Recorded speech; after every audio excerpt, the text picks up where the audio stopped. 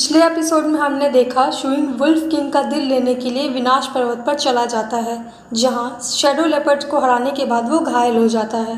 अब हमें महान गुरु बाई युआन के घर का दृश्य दिखाया जाता है, जहां वो एक एल्केमी इन्फ्यूज वेपन बना रहे थे। तभी उनके कमरे में ज़ीरोंग आती है।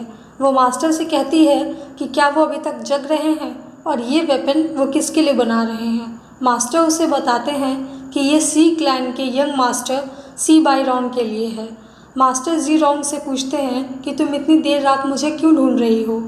वो मास्टर से पूछती है कि क्या उन्हें शुइंग याद है जो उनसे मिलने आया था। वो आगे बताती है कि वो सच में विनाश पर्वत पर चला गया है सिल्वर मून वुल्फ किंग का दिल लाने। मास्टर कहते हैं कि मैंने तो इसलिए कहा था ताकि वो यहाँ से वापस चला जाए, पर ये तो सच में बहुत बहादुर है। ज़ीरोंग मास्टर से कहती है कि क्या वो अपना वादा पूरा करेंगे अगर वो वुल्फ किंग का दिल ले आया। मास्टर कहते हैं कि अगर वो ऐसा करता है तो वो उसके भाई को खुशी से अपना शिष्य स्वीकार कर लेंगे। ज़ीरोंग सोचने लगती है कि मास्टर उन्हें स्वीकार कर लेंगे तो इसका मतलब है कि वो बहुत ही खास हैं, यानी मुझे भी उन पर ध्यान देना होगा। पर मास्टर ज़ीरोंग से उन भाइयों से दूर ही रहने को कहते हैं। इसके बाद हमें विनाश पर्वत का दृश्य दिखाया जाता है, जहाँ शुइंग बेहोश होता है और अंकल जोंग शैडो लेपर्ड का मीट ग्रिल कर रहे थे, जिसे शुइंग ने मारा था। थोड़ी ही देर में शुइंग को होश आता है। अंकल जोंग कहते हैं कि तुमने तो मुझे डरा ही दिया था, तुम्हें अभी और आराम करना चाहिए। पर शुइंग कहता है कि वो ठीक है, बस थोड़ा सा थका हुआ है। अंकल जोंग उसे मीट खाने के लिए देते हैं और कहते हैं कि दोबारा कभी ऐसा मत करना। अगर तुम्हें कुछ हो जाता तो मैं तुम्हारे माता पिता को क्या जवाब देता जब वो लौट कर आते। शुइंग कहता है कि मैंने डार्क आई स्पेयर टेक्निक के पहले रियाल्म को पार कर लिया है, अब मुझे शैडो लेपर्ड का कोई डर नहीं है। अंकल जोंग इस पर कहते हैं कि तुम्हें फिर भी संभल कर रहना चाहिए, यहाँ शैडो लेपर्ड से भी ज़्यादा ताकतवर बीस्ट हैं। फिर वो रुककर पूछते हैं कि तुमने अभी थोड़ी देर पहले क्या कहा। शुइंग बोलता है कि उसने डार्क आई स्पेयर टेक्निक का पहला रियाल्म पार कर लिया है। अंकल जोंग कहते हैं कि तुमने इतनी जल्दी ड्रिफ्टिंग स्नो यूज़ करना भी सीख लिया। तुम्हारे पिता ने तो पूरी ज़िंदगी अभ्यास करने और स्पेयर टेक्निक्स की किताबें पढ़ने में लगा दी, फिर भी वो इतने करीब नहीं पहुँचे। तुमने तो बस कुछ ही साल अभ्यास किया है। शुइंग तभी उनसे और ग्रिल्ड मीट मांगता है। वो आगे बोलता है कि वो फ्लाइंग स्नो स्पेयर की पावर से फर्स्ट रियाल्म को पार कर पाया है। तभी वहाँ एक क्रो आता है जिसकी आंखों से ड्रैगन माउंटेन मैंशन के सदस्य वहाँ का दृश्य देख रहे थे।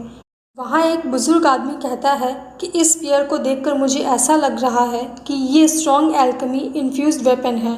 तभी वहाँ लॉर्ड सीएन आकर कहते हैं कि अगर तुम केवल स्पीयर पर ही ध्यान दोगे तो तुम हमारे मैंशन की रेपुटेशन को ख़राब कर दोगे, चाहे ये वेपन कितना भी स्ट्रॉन्ग क्यों ना हो। अकेले इसकी मदद से भी फर्स्ट रियाल्म पार कर पाना आसान नहीं है। बूढ़ा व्यक्ति कहता है आप ठीक कह रहे हैं, शुइंग सच में गिफ्टेड और जीनियस है। अब हमें वापस विनाश पर्वत का दृश्य दिखाते हैं, जहां अंकल जोंग शुइंग से कहते हैं सिल्वर मून वुल्फ्स बहुत सारे हैं और वो ग्रुप्स में अटैक करने में भी अच्छे हैं और हम तो केवल 2 हैं। इस पर शुइंग कहता है कि ये मुश्किल तो होगा, पर मैंने अभी पहला रियाल्म पार किया है, मैं इस अवसर को जाने नहीं दे सकता। अंकल जोंग कहते हैं कि क्या ये हो पाएगा।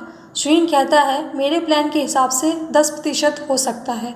अंकल जोंग उससे पूछते हैं कि तुम्हारा प्लान क्या है। शुइंग बताता है कि सिल्वर मून वुल्फ किंग ही सारे वुल्फ्स के मूवमेंट्स को कंट्रोल करता है, हमें बस सबसे पहले वुल्फ किंग को मारना है, फिर बाकी सभी वुल्फ्स अपने आप कमज़ोर पड़ जाएंगे। अंकल जोंग कहते हैं कि अगर वुल्फ किंग को मारने पर भी काम नहीं बना तो। शुइंग हंसते हुए कहता है कि आप ठीक कह रहे हैं, आप उनके झुंड का सामना नहीं कर पाएंगे। अंकल जोंग कहते हैं बदमाश तुम्हारे दिमाग में चल क्या रहा है। शुइंग बताता है कि हम दोनों ही एक साथ 7 झुंड पर अटैक करेंगे, पर आपको अपना बचाव करते हुए अपनी ताकत को बचा कर रखना होगा। जब आप मेरे पीछे होंगे तो मैं कुछ ही देर में 3 से 4 वुल्फ्स को मार दूंगा और जब उनका घेरा टूट जाएगा तब मैं सीधे वुल्फ किंग से लड़ूंगा और आप उन्हें उलझा कर रखिएगा। जब उनकी संख्या कम हो जाएगी तो आप उनसे अकेले लड़ पाएंगे। अंकल जोंग कहते हैं कि तुम्हारा प्लान तो काफ़ी अच्छा है, मुझे नहीं पता था कि तुम इतनी अच्छी प्लानिंग भी करते हो। शुइंग कहता है कि आपको क्या लगा कि मैं बस स्ट्रॉन्ग फाइटर हूँ, मेरे पास अक्ल नहीं है। वो दोनों प्लान के अकॉर्डिंग लड़ना शुरू करते हैं। शुइंग वुल्फ किंग की ओर अकेले ही बढ़ता है। वुल्फ किंग उस पर आग से हमला करने लगता है, पर शुइंग उससे आसानी से सरवाइव कर जाता है। शुइंग और वुल्फ किंग के बीच काफ़ी घमासान युद्ध होता है, पर शुइंग वुल्फ किंग के हर हमले से बच जाता है। अंत में वो ड्रिफ्टिंग स्नो टेक्निक से वुल्फ किंग को बड़ी आसानी से मार गिराता है। शुइंग बाकी बचे वुल्फ्स को भी मार देता है। वो दोनों वहाँ से आगे बढ़ने लगते हैं। रास्ते में अंकल जोंग शुइंग से कहते हैं कि तुमने न केवल मास्टर युआन का दिया हुआ टास्क पूरा किया, बल्कि शैडो लेपर्ड को भी मार दिया। शुइंग कहता है कि वुल्फ किंग मर गया है, हमारा काम पूरा हो गया है। और शुइंग अपने बीते हुए कल को याद करता है, जिसमें उसकी माँ उसे बचाने के लिए बंदी बनने को तैयार हो गई थी। इसी कारण वो एक वुल्फ को छोड़ देता है, क्योंकि उसके पास उसका बच्चा था। उसे उस पर दया आ जाती है। अंकल जोंग उससे पूछते हैं कि और क्या। शुइंग कहता है कुछ नहीं, आपने कहा था कि मुझे तब तक इंतज़ार करना चाहिए जब तक कि मुझे ड्रैगन मैंशन से ब्लैक आयरन ऑर्डर नहीं मिल जाता।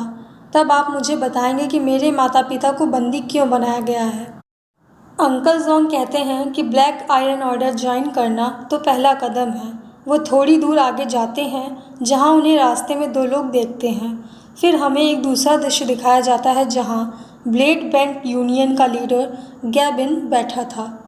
उसके सामने दो मेल शेफ्स खड़े होते हैं। वो कहता है कि उसे दो अच्छी दिखने वाली औरतें चाहिए और तुम मेरे लिए दो मेल शेफ ले आए। मैं इनका क्या करूं? उसका साथी कहता है कि इन्हें जाने देते हैं। गैबिन कहता है कि क्या बकवास कर रहे हो, ये हमारा छुपने का ठिकाना है। अगर इन्होंने जाकर किसी को बता दिया तो इनमें से एक को रख लो और दूसरे को मार दो। दोनों शेफ्स उससे उन्हें छोड़ देने को कहते हैं और कहते हैं कि वो किसी को भी उनके ठिकाने के बारे में नहीं बताएंगे। गैबिन कहता है ठीक है, ऐसा करते हैं। तुम दोनों में से जो दूसरे को मारने में सफल होगा वो मेरा रसोइया बन जाएगा। ऐसा कहकर वो उन दोनों की तरफ एक चाकू फेंक देता है। पहले तो वो दोनों हिचकिचाते हैं, पर फिर एक दूसरे पर हमला करने लगते हैं। ये देखकर गैबिन को बड़ा मज़ा आ रहा था। थोड़ी देर में उसमें से एक मर जाता है। तभी वहाँ उसके दो आदमी दौड़ते हुए आकर बताते हैं कि उन्होंने दो लोगों को इसी ओर आते हुए देखा है। ये अच्छा मौका है। गैबिन अपने साथियों के साथ उन्हें लूटने के लिए जाता है। वो उन दोनों से कहता है कि शैडो लेपर्ड की खाल और वुल्फ किंग का दिल उन्हें दे दें। तब वे सोचेंगे कि उन्हें वहाँ से जाने देना है या नहीं। उसके सारे साथी उन्हें चारों ओर से घेर लेते हैं। हमें यहाँ पर पता चलता है कि अंकल जोंग गैबिन को पहले से ही जानते थे। वो उससे पिछली बार का बदला लेना चाहते थे, पर शुइंग कहता है कि इसे मैं देखता हूँ। शुइंग उनके सामने अपनी पावर शो करता है। तभी गैबिन और उसका साथी भी अपनी पावर शो करते हैं। गैबिन के साथी उसे सब कुछ उनके हवाले करने को कहते हैं। यहाँ पर सीन चेंज होता है और दिखाया जाता है कि अंकल जोंग गैबिन को कैसे जानते थे। गैबिन स्नो ईगल टेरिटरी में हमला करता है। अंकल जोंग उससे हार जाते हैं। गैबिन अंकल जोंग को मारने ही वाला था कि तभी अंकल टैंग सैन की एंट्री होती है। उनसे डरकर गैबिन भाग जाता है, पर वो जाते जाते कहता है कि वो तब तक यहाँ हमला करता रहेगा जब तक कि यहाँ सब खत्म नहीं हो जाता। फिर हमें प्रेजेंट का सीन दिखाते हैं, जहाँ शुइंग गैबिन के साथी से लड़ रहा था। दोनों में कड़ा मुकाबला होता है। अंत में गैबिन का साथी बचने के लिए एक कवच बना लेता है, पर शुइंग स्पीयर की मदद से उसे तोड़ देता है और स्पीयर उसके सीने के आर पार हो जाता है और वो मर जाता है। गैबिन उससे लड़ने के लिए आगे बढ़ता है तो शुइंग कहता है लगता है कि अब तुम्हारी बारी है। गैबिन सोचने लगता है कि ये कितना ताकतवर है, इसने इतने कम समय में ही सिल्वर रैंक पार कर लिया है, ये कैसे हो सकता है। फिर उनके बीच फाइट शुरू होती है। गैबिन हर बार शुइंग के वार को रोक लेता था, पर इस बार वो वार को नहीं रोक पाता और मर जाता है। गैबिन के बचे हुए साथी शुइंग से डरकर भागने लगते हैं। इसके बाद हमें ड्रैगन मैंशन का दृश्य दिखाया जाता है। वहाँ के सदस्य गैबिन की मौत से चकित थे। लॉर्ड सियन कुछ क्रोस को हवा में छोड़ते हुए कहते हैं कि शुइंग पूरी दुनिया को तुम्हारे नाम का पता चलना चाहिए।